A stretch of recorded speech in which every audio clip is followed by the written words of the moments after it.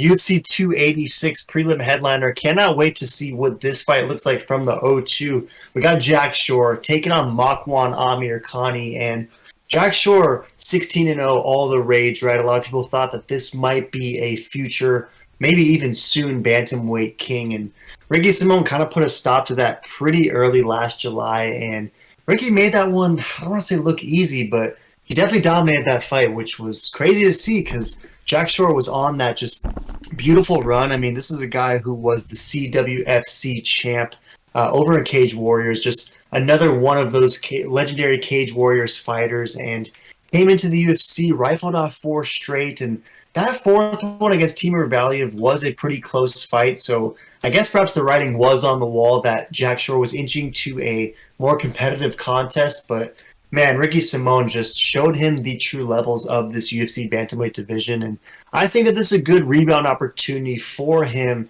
against Makwan Amirkhani. And again, this fight against is at the O2. This is a place that he's definitely familiar with for sure, or will become familiar with, and a setup opportunity against Makwan, who has had recent struggles, has lost 4 of 5. Just got absolutely smoked by Jonathan Pierce, aka JSP, and JSP's nice, right? He might be a future champ himself, and the only one win Makwan did pick up recently was against Mike Grundy, but that was performance of the night, and it was only a year ago, so we have seen a good version of Makwan in the not so recent past, and or not so distant past rather, and this is a guy who did showcase a lot of talent in his early UFC run. Like he won 4 or 5 or 5 of 6. Like Makwan came out blazing when he first joined the promotion. So do you think there's any chance Makwan can pull this off as a basically about plus 400, 4-1 underdog, or is this an easy layup Jack Shore opportunity at the O2? Who are you taking?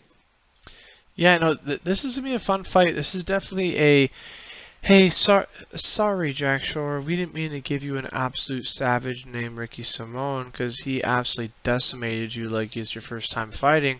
But we're gonna give you this bum that you should get a win on. And the odds are so crazy that might as well throw $10 on it. But Jack Shore should win this. This guy's not that good. Jack Shore should probably knock him out in the first round. It should be a fun fight though. Jack definitely is always there to perform and put on a show. I just hope Jack's really leveled up that wrestling and cardio and just really everything because Ricky Simone exposed a lot in Jack Shore's game, so I'm assuming and banking off that he's just a whole other animal. And, you know, sometimes a loss either makes or breaks a fighter, so this is a big one.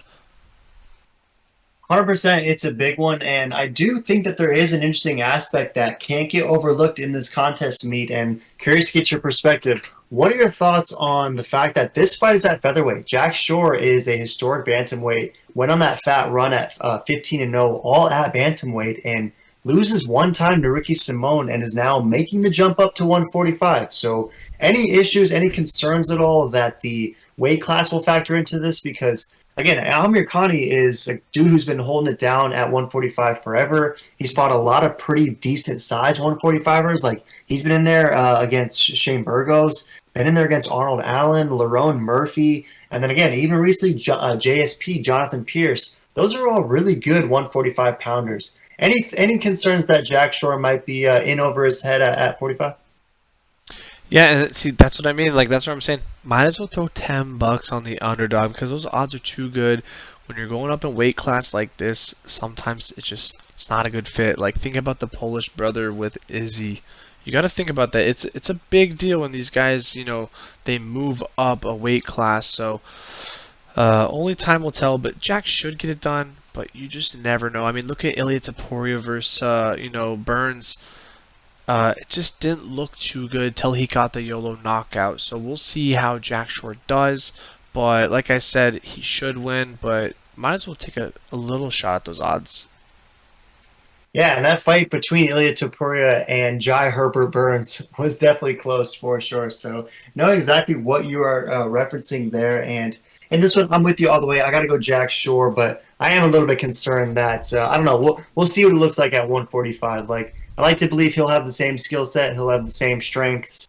He is going to be a little bit undersized compared to Amir Khani, and he's definitely going to be undersized compared to some of the other dudes in this division. But perhaps he does still have the technical skill set necessary to do what he wants to against an aging Mr. Finland for sure. But I'm not putting this in any parlays. I'm not considering this a lock. Probably just going to stay away from this one and enjoy the action myself because don't love those minus 500, minus 600 numbers for a guy who's jumping up in weight class coming off a loss. So going to take Jack Shore, going to take him by decision, but not too confident with it, to be honest with you. Any last thoughts?